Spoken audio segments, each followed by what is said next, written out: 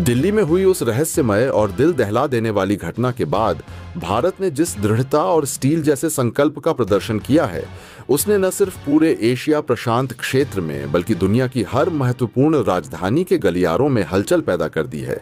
अचानक से Washington, London, Paris, Moscow, Beijing, हर जगह एक ही सवाल गूंजने लगा है कि आखिर भारत कौन सा ऐसा कदम उठाने जा रहा है जिसके संकेत उसने इतने कठोर और निर्णायक लहजे में दे दिए हैं। दिल्ली की उस रात ने केवल भारतीय सुरक्षा तंत्र को ही नहीं झकझोरा, बल्कि उसने यह भी साफ कर दिया कि भारत अब पहले जैसा संयमी, केवल चेतावनी देने वाला राष्ट्र नहीं रहा, बल्कि एक ऐसा देश बन चुका है जो आक्रमण का जवाब केवल डिप्लोमेटिक बयानबाजी से नहीं बल्कि निर्णायक और वैश्विक स्तर पर दर्ज होने वाली रणनीतिक कार्रवाई से देगा। अमेरिकी CIA से लेकर ब्रिटेन की MiG-16, रूस की SVR और फ्रांस की DGSE तक हर एजेंसी भारत की गतिविधियों को माइक्रो लेवल पर ट्रैक कर रही है। उपग्रहों की निगाहें भारत के उत्तरी और पश्चिमी क्षेत्र पर टिकी हैं। अमेरिकी टोही विमान हिंद महासागर में अपनी उड़ानें बढ़ा चुके हैं और तुर्की तथा पाकिस्तान के मिलिट्री ऑपरेशन रूम में अभूतपूर्व बेचैनी फैल चुकी है कि भारत किस दिशा में बढ़ रहा है। सबसे हैरानी की बात यह है कि कोई भी देश यह अन्य अनुमान लगाने में सक्षम नहीं है कि भारत की रणनीति का केंद्र कहां है। कश्मीर, राजस्थान, पंजाब, अरब सागर या फिर पूरी तरह कुछ अलग।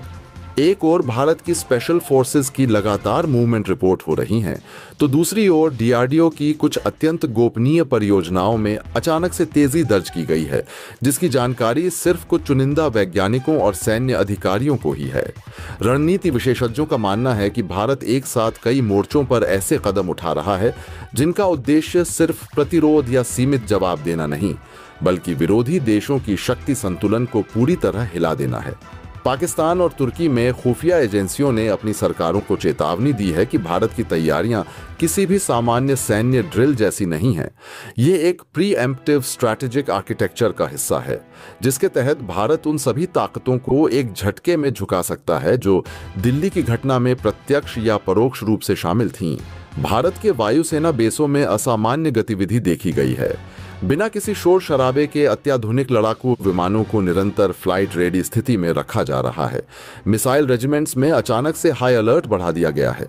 नौसेना के विशेष पोत अंधेरी रातों में अपने निर्धारित मार्ग छोड़कर ऐसी लोकेशन की ओर बढ़ रहे हैं जिनकी जानकारी सिर्फ एक बंद फाइल में दर्ज है। वायुसेना के AWACS लगातार सीमा के ऊपर मंडरा रहे हैं और भारतीय साइबर कमांड ने पाकिस्तान और तुर्की के सैन्य नेटवर्क पर कुछ असामान्य तरह की डिजिटल गतिविधियों को चिन्हित किया है, जिसे विशेषज्ञ साइलेंट ऑपरेशनल वार्म अप कह रहे हैं। भारत के राष्ट्रीय सुरक्षा सलाहकार की लगातार 3 रातों से कोई सार्वजनिक गतिविधि नहीं देखी गई, जिससे वॉशिंगटन और लंदन के विश्लेषकों में यह चर्चा तेज है कि भारत किसी बड़े निर्णय के अंतिम चरण में प्रवेश कर चुका है। दिल्ली की घटना को लेकर अब जो जानकारी सामने आ रही है वह यह संकेत देती है कि भारत के पास कुछ ऐसे पुख्ता सबूत हैं जिनका खुलासा होते ही पाकिस्तान तुर्की गठजोड़ पूरी दुनिया के सामने बेनकाब हो सकता है। लेकिन भारत ने इन सबूतों को सार्वजनिक करने की बजाय रणनीतिक महाशांति ओढ़ रखी है और यही खामोशी पूरी दुनिया के लिए सबसे बड़ा सस्पेंस बन गई है। पाकिस्तानी सेना के भीतर अफरा तफरी मची हुई है। रिपोर्टें बताती हैं कि कई सैन्य ठिकानों पर रातों रात सुरक्षा बढ़ा दी गई है और कमांडरों को अनप्रिडिक्टेड इंडियन रिस्पॉन्स के लिए चेतावनी दी गई है। तुर्की, जो पिछले वर्षों में पाकिस्तान को उकसाने और उसे हथियार उपलब्ध कराने में सबसे आगे रहा है, अब खुद आशंकित है कि कहीं भारत की कार्रवाई का दायरा सिर्फ दक्षिण एशिया तक सीमित न रह जाए। भारत ने पहली बार स्पष्ट संकेत दिया है कि वह उस नीति से बाहर निकल चुका है जिसमें वह सिर्फ हमलों का जवाब देता था। अब वह हमलों को रोकने के लिए सोर्स न्यूट्रलाइजिंग स्ट्रैटेजी अपनाएगा, यानी जहां से खतरा पैदा होता है उसे वहीं नष्ट कर दिया जाएगा। दुनिया भर के सैन्य विश्लेषकों में इस बात पर गहरी चर्चा चल रही है। ऑपरेशन विंडो अचानक क्यों इतनी सक्रिय हो गई है? क्या Bharat high precision air strikes की तैयारी में है? क्या भारत किसी बड़े साइबर ऑपरेशन को अंजाम देने वाला है जिससे पाकिस्तान और तुर्की की सैन्य क्षमता अस्थायी रूप से ठप हो जाए?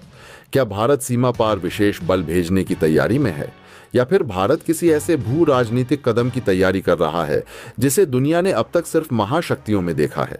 इस बीच भारत के उत्तरी कमांड की कुछ यूनिट्स को डायनामिक रीडिप्लॉयमेंट प्रोटोकॉल पर रखा गया है, जिसकी पुष्टि सेना के अंदरूनी सूत्रों ने की है। भारत ने बिना किसी घोषणा के अपने नौसेना बेड़े की तैनाती को पुनर्गठित किया है और आईएनएस विक्रांत तथा आईएनएस विक्रमादित्य को ऐसे रणनीतिक क्षेत्र में ले जाया गया है जहां से वे पश्चिमी मोर्चे पर किसी भी दिशा में कार्रवाई करने की स्थिति में हों। वैश्विक मीडिया रिपोर्ट कर रहा है कि भारत ने ऐसी मिसाइल प्रणालियों को भी तैनात किया है जिनका इस्तेमाल केवल तब किया जाता है जब राष्ट्र युद्ध के लिए लिमिटेड टाइम कॉन्फ़िगरेशन में शिफ्ट होता है। इस रहस्यमय तैयारी ने भारत को एक ऐसी स्थिति पर ला खड़ा किया है जहां उसके अगले कदम की भविष्यवाणी दुनिया की कोई भी संस्था नहीं कर पा रही। भारत की खामोशी में जो गूंज छिपी है वह इतनी गहरी है कि पाक तुर्की गठजोड़ अब पूरी तरह असहज और भयभीत हो चुका है। वे समझ नहीं पा रहे कि भारत रिटेलिएशन करेगा, प्रिवेंटिव स्ट्राइक करेगा, हाइब्रिड वॉर छेड़ेगा या कुछ ऐसा जो भू राजनीतिक परिदृश्य को अगले दशक के लिए बदल देगा। भारत के भीतर भी सिर्फ कुछ चुनिंदा लोग जानते हैं कि असल रणनीति क्या है। प्रधानमंत्री, एनएसए, सेना प्रमुख और 2-3 वैज्ञानिक। बाकी दुनिया सिर्फ अनुमान लगा रही है। हर कोई अपने अपने हिसाब से विश्लेषण कर रहा है, लेकिन भारत ने किसी को एक भी स्पष्ट सुराग नहीं दिया है। यह रहस्य, यह खामोशी और यह तैयारी तीनों मिलकर ऐसी स्थिति पैदा कर रहे हैं जिसे अंतर्राष्ट्रीय विशेषज्ञ प्री-स्टॉर्म साइलेंस कह रहे हैं। ऐसा लगता है कि भारत अब उस बिंदु पर पहुंच चुका है जहां सिर्फ एक इशारा काफी है और पूरी दुनिया देखेगी कि एक नया भारत विरोधियों को कैसे जवाब देता है। सिर्फ प्रतिक्रिया से नहीं, बल्कि निर्णायक और इतिहास बदल देने वाले पलटवार से। और अब इस तैयारी के बीच एक ऐसी खबर सामने आई है जिसने पाकिस्तान और तुर्की को हिलाकर रख दिया है। एक ऐसी खबर जिसका पूरा खुलासा अभी नहीं हुआ, लेकिन संकेत साफ हैं कि यह भारत के सबसे गोपनीय ऑपरेशन की ओर इशारा है। और जब यह ऑपरेशन सामने आएगा तो दुनिया जान जाएगी कि दिल्ली की उस रात ने भारत को सिर्फ क्रोधित नहीं किया, बल्कि उसे युद्ध स्तरीय दृढ़ता और कदम उठाने की क्षमता में बदल दिया है, जिसका असर आने वाले वर्षों तक महसूस किया जाएगा। भारत की हर एक हरकत को रिकॉर्ड कर रही हैं। इस बीच एक ऐसी खबर सामने आ रही है जिसने पूरी दुनिया को हिला करके रख दिया है। दरअसल भारत ने न सिर्फ अपनी सैन्य ताकत को अब बूस्ट करना शुरू कर दिया है, बल्कि भारत अब पलटवार की पूरी तैयारी भी कर चुका है। इस वक्त जो खबर सामने आ रही है, दरअसल वो अब तक का सबसे बड़ा झटका लगने जा रही है पाक और तुर्की को लेकर के, क्योंकि अब तक भारत ने सिर्फ इनके रिटेलिएशन पर जोर दिया था, लेकिन अब भारत फुल्ली एक्शन मोड में इन सब हमलों का जवाब देने जा रहा है। इस खबर कहने के साथ ही काबुल के ऐलान से इस्लामाबाद में मातम हिल चुका है। आपको बता दें, मोर्चों का जिन ख्वाब पाक देख रहा था, आखिरकार तालिबान भारत और दोनों के इस चक्रव्यूह में वह अब बुरी तरीके से फंस चुका है। इजराइल ने पूरा का पूरा खेल पलट दिया है। इजराइल ने भारत के अपने हथियार डिपो को खोल दिया है। भारत को लगातार आइस ब्रेकर मशीनों से लेकर के लगातार वह मिसाइलें अब भारत डिप्लॉय कर रहा है जिनकी अब तक कामना भी किसी देश ने नहीं की रही होगी। दिल्ली में इस कदर से धमाके की गूंज सुनाई दी थी। अब वह गूंज हाल यह बन चुका है कि इस्लामाबाद से लेकर के अंकारा तक सुनाई दे रही है। अब यह देश अपने आप को बचाने के लिए हर संभव कोशिश कर रहे हैं। यह देश ये कह रहे हैं कि हम भारत में हुए इस पूरे घटनाक्रम के बीच जिम्मेदार नहीं है, लेकिन इस चीज में जो देश और जिन लोगों के नाम सामने आए हैं, वह चीजें चीख चीख कर कह रही हैं कि इन सब पर अब भारत रुकने वाला नहीं है। दरअसल भारत ने न सिर्फ इस घटनाक्रम के बाद अब अपना ऑपरेशन सिंदूर 2.0 को रिएक्टिवेट कर दिया है, बल्कि भारत ने साफ कर दिया है कि अब एक और ऑपरेशन शुरू करने जा रहा है जिसका नाम है ऑपरेशन पीओके। भारत ने पूरी दुनिया को दिखा दिया कि वह सिर्फ और सिर्फ 48 घंटे के अंदर अंदर क्या कुछ नहीं कर सकता है। भारत ने वह बदला लिया है जिसकी कल्पना भी पूरी दुनिया ने की नहीं थी। भारत ने 1-2 नहीं बल्कि 4 ठिकानों को ध्वस्त कर दिया है। इसके साथ ही साथ पीओके में भारतीय सेना ने जिस कदर से एंट्री ली है, भारत की कूटनीतिक सामरिक रणनीति जिस रूप में इस समय आकार ले रही है, उसे देखकर साफ समझ आता है कि मोर्चों के जिन ख्वाब पाकिस्तान और उसके सहयोगी देश विशेषकर तालिबान, तुर्की और कुछ हद तक चीन इतने समय से बुन रहे थे, वे अब ध्वस्त हो चुके हैं और यह पूरा गठजोड़ ऐसे चक्रव्यूह में फंस चुका है जहां से निकलना उनके लिए लगभग असंभव होता जा रहा है। बीते 48 घंटों में जो घटनाएं भारत की ओर से सामने आईं, उन्होंने न केवल दक्षिण एशिया बल्कि पश्चिम एशिया तक की भू राजनीतिक रेखाओं को हिलाकर रख दिया है। और इस पूरे परिदृश्य में इजराइल की भूमिका वह निर्णायक बिंदु बन गई जिसने भारत के पक्ष में पूरा खेल पलट कर रख दिया। इजराइल ने पहली बार अपने high class hyper advanced weapon depot खोल दिए, जिनमें वर्षों से सुरक्षित रखे गए कुछ ऐसे हथियार शामिल थे जिनकी कल्पना तक दुनिया के कई देशों ने नहीं की थी।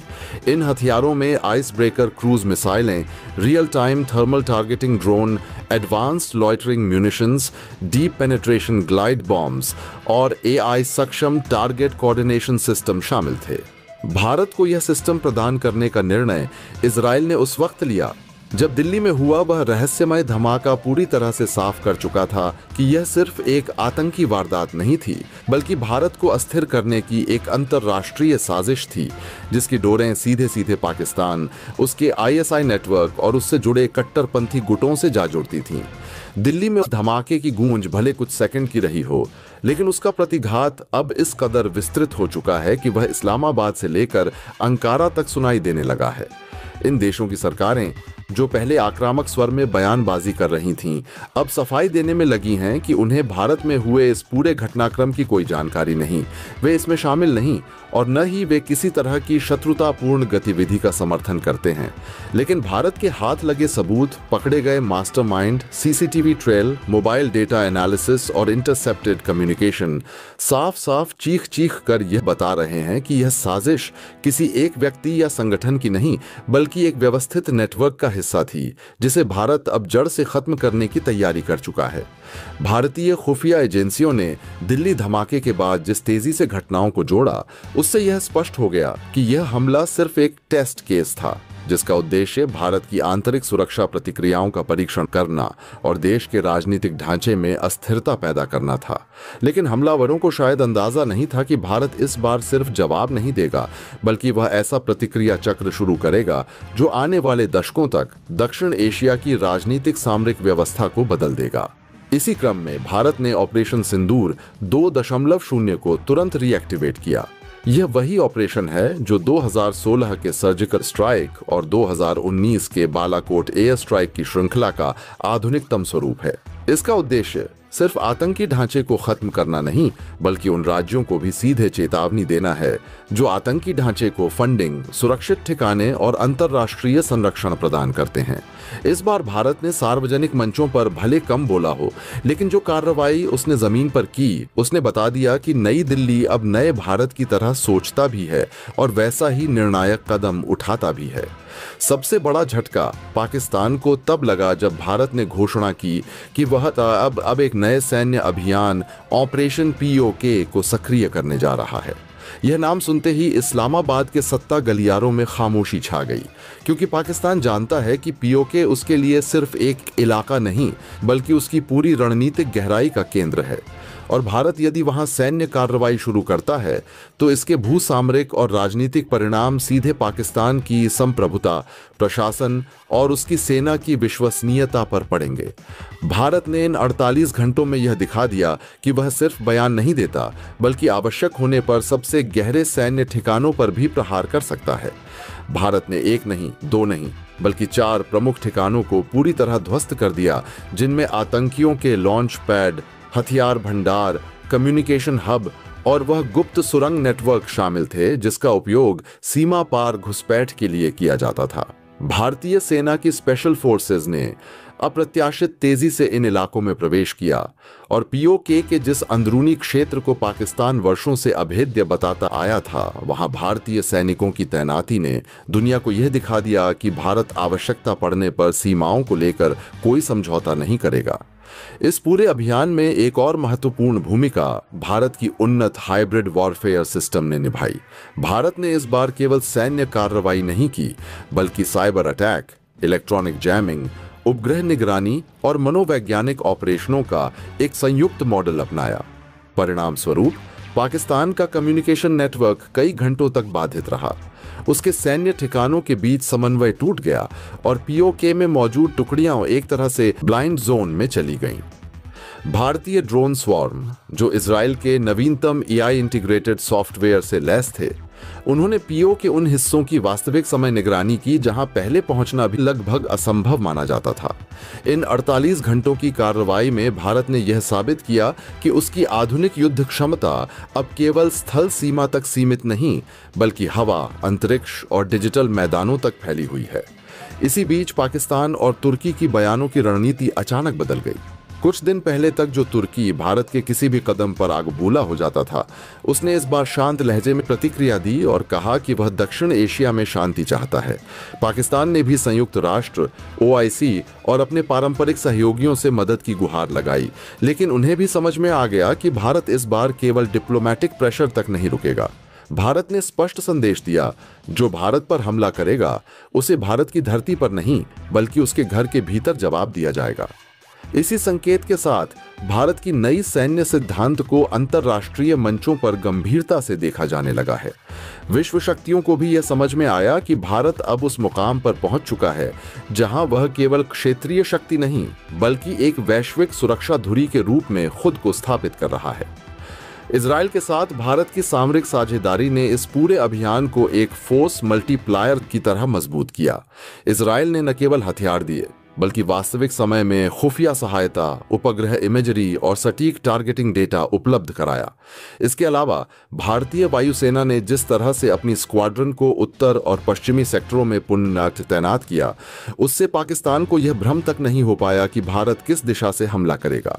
भारत की इस नई रणनीति में यह भी स्पष्ट दिखा कि देश अब स्ट्राइक फर्स्ट, स्ट्राइक डीप और strike with maximum efficiency model पर काम कर रहा है।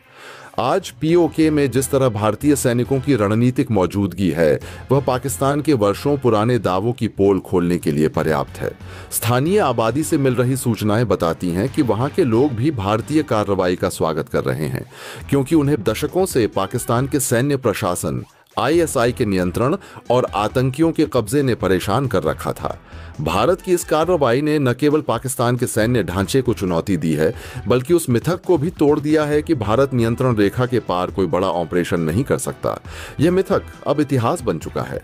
सार यह है कि भारत की 48 घंटे की यह निर्णायक कार्रवाई, उसके आधुनिक सैन्य ढांचे, इजराइल की तकनीकी सहायता और पाकिस्तान के आतंक समर्थित ढांचे के खिलाफ कठोर संदेश ने पूरे क्षेत्र की शक्ति समीकरण को बदल दिया है। पाकिस्तान और उसके सहयोगियों ने जिस मोर्चों की राजनीति का सपना देखा था, वह अब ध्वस्त होकर उनके सामने एक भयावह हकीकत बनकर खड़ा है।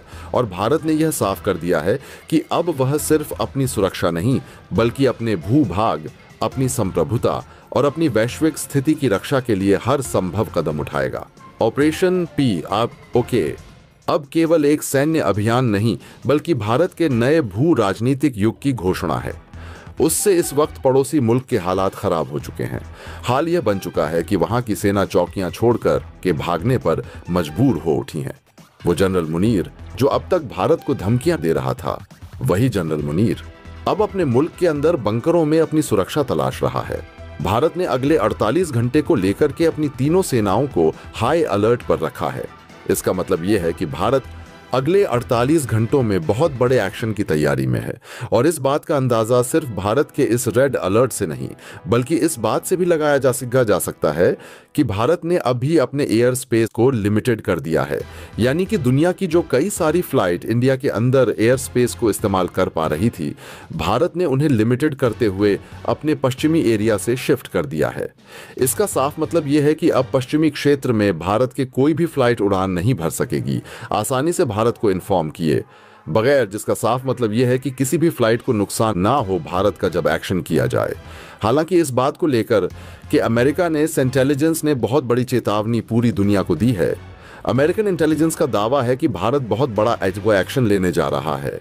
अमेरिकी इंटेलिजेंस का दावा है कि भारत के रिटेलिएशन को ना तो पाक तैयार है और ना ही तुर्की तैयार हो पाएगा, क्योंकि भारत का इस बार का एक्शन बहुत बड़ा होने जा रहा है।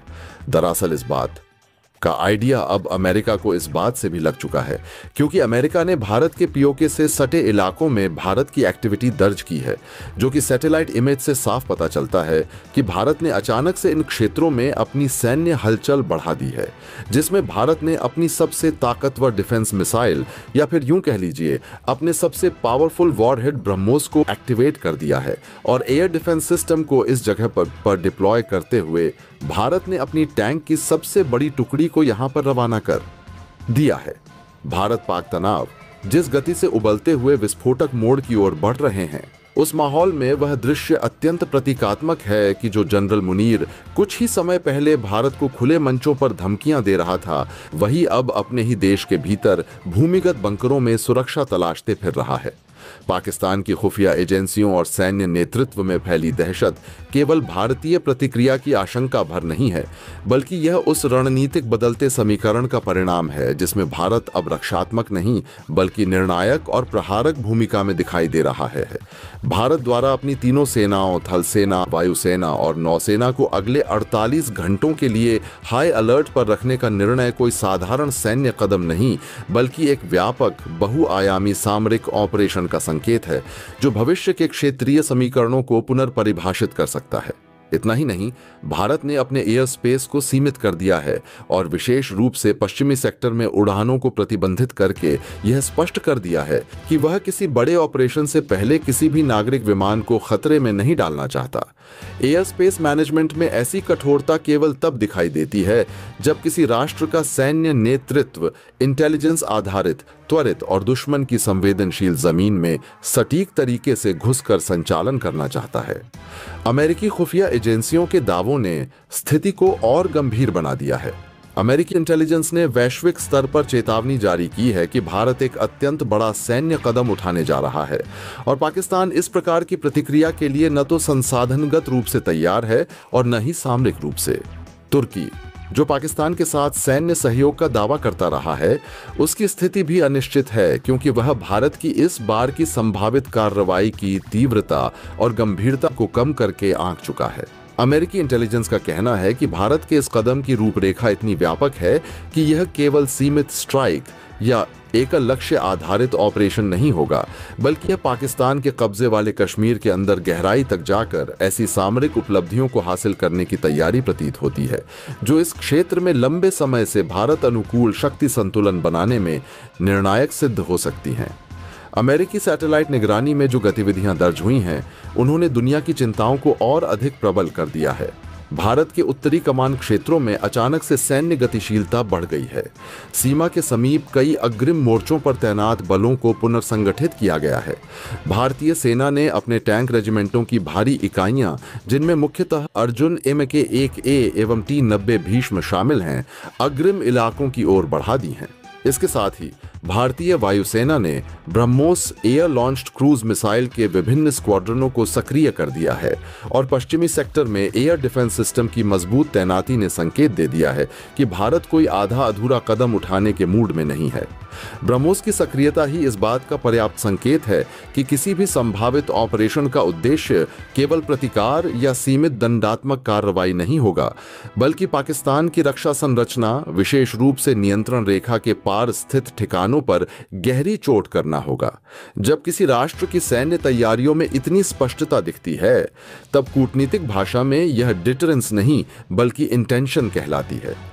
भारत की इस सैन्य पुनर्संरचना के पीछे पाकिस्तान द्वारा हाल के दिनों में किए गए असामान्य कदमों और उत्तेजक वक्तव्यों का भी बड़ा योगदान है। जनरल मुनीर का भारत के विरुद्ध गर्म बयान, सीमा पार आतंकवादी गतिविधियों में अचानक वृद्धि और POK में पाकिस्तान द्वारा ड्रोन लॉन्चिंग एवं आतंकी प्रशिक्षण शिविरों की संख्या बढ़ाने की कोशिशें भारत के धैर्य की अंतिम सीमा के पार चली गई थीं। लेकिन इस बार भारत ने जिस पैमाने पर जवाबी तैयारी दिखाई है, वह 2016 के सर्जिकल स्ट्राइक या 2019 की बालाकोट एयर स्ट्राइक की तुलना में कहीं अधिक व्यापक और बहुस्तरीय प्रतीत होती है। भारत की यह नीति अब रिएक्टिव नहीं बल्कि प्रोएक्टिव स्ट्रैटेजिक डोमिनेंस पर आधारित है, जिसमें भारत स्पष्ट रूप से यह संदेश दे रहा है कि वह अब सीमा पार आतंकवाद के किसी एक हमले का इंतजार करके प्रतिक्रिया नहीं देगा, बल्कि आतंकवाद के स्रोत, संरचना और सप्लाई चेन को ही निशाना बनाएगा। भारत द्वारा एयर स्पेस सीमित करने की कार्रवाई केवल सुरक्षा का उपाय नहीं बल्कि एक सामरिक मास्किंग तकनीक भी है। जब किसी क्षेत्र में हवाई मार्ग सीमित किया जाता है, तो वहां किए जा रहे सैन्य मूवमेंट को पहचानना बाहरी एजेंसियों के लिए अत्यंत कठिन हो जाता है। यह इलेक्ट्रॉनिक सिग्नेचर को कम करने के साथ साथ दुश्मन के निगरानी संसाधनों को भ्रमित भी करता है। पाकिस्तान और तुर्की दोनों की इंटेलिजेंस इकाइयां इस समय उलझन में हैं कि भारत की प्राथमिकता क्या है। क्या यह एक तेज, अत्यंत सटीक ऑपरेशन होगा या कुछ दिनों तक चलने वाला व्यापक सैन्य अभियान। लेकिन जो संकेत मिल रहे हैं वे यह बताते हैं कि भारत ने पीओके की सीमा पर विशेष कमांडो यूनिटों को आगे बढ़ा दिया है और घाटी में एंटी एयर सिस्टम्स को सक्रिय कर दिया है, जिससे यह स्पष्ट होता है कि किसी भी समय भारत ऑपरेशन शुरू कर सकता है। इस बीच पाकिस्तान के भीतर भय, भ्रम और अव्यवस्था और अधिक बढ़ गई है। जनरल मुनीर का बंकरों में छिपना केवल सुरक्षा का उपाय नहीं बल्कि मनोवैज्ञानिक पराजय का संकेत है। पाकिस्तान के रक्षा ढांचे में जिस तरह का भय और अस्थिरता फैल चुकी है वह यह साबित करता है कि उसे भारत के इस स्तर की प्रतिक्रिया की अपेक्षा नहीं थी। दोस्तों, आपकी क्या राय है कमेंट बॉक्स में जरूर से बताएं और साथ ही चैनल को सब्सक्राइब करना ना भूलें। आपके एक सब्सक्राइब से हमारी काफी बड़ी मदद होती है। जय हिंद।